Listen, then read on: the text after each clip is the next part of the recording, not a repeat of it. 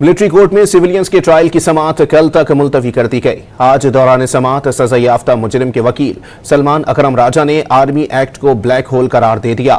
Justice نعیم اختر اخوان نے مکالمہ کیا کہ جب آپ کی سیاسی پارٹی کی حکومت تھی اس وقت آرمی ایکٹ میں ایک ترمیم کی گئی۔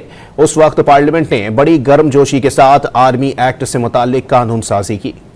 سپریم کورٹ کے جسٹس امین الدین خان کی سربراہی میں 7 رکنی آئینی بینچ نے فوجی عدالتوں میں سویلین کے ٹرائل سے متعلق انٹرا کورٹ اپیل پر سماعت کی۔ دوران سماعت جسٹس جمال مندوخیل نے استفسار کیا کہ اگر بنیادی حقوق دستیاب نہ ہوں اور کسی ایکٹ کے ساتھ ملا لیا جائے تو کیا بنیادی حقوق متاثر ہوں گے؟ سلمان اکرم راجہ نے موقف اپنایا کہ آرمی ایکٹ ایک بلیک ہول ہے، اس میں کوئی بھی ترمیم ہوئی تو بنیادی حقوق ختم ہو جائیں گے۔ قانون کے مطابق جرم کا تعلق آرمی ایکٹ سے ہونا ضروری ہے۔ جسٹس نعیم اختر افغان نے سلمان اکرم راجہ کو مخاطب کر کے کہا کہ ہلکے پھلکے انداز میں کہہ رہا ہوں، برا نہ مانیے گا، آپ کی ایک سیاسی جماعت کے ساتھ آج کل وابستگی بھی ہے۔ جب آپ کی سیاسی پارٹی کی حکومت تھی اس وقت آرمی ایکٹ میں ایک ترمیم کی گئی، اس وقت پارلیمنٹ نے بڑی گرم جوشی کے ساتھ آرمی ایکٹ سے متعلق قانون سازی کی۔ سلمان اکرم راجہ نے موقف اختیار کیا کہ وہ اس وقت پی ٹی آئی کا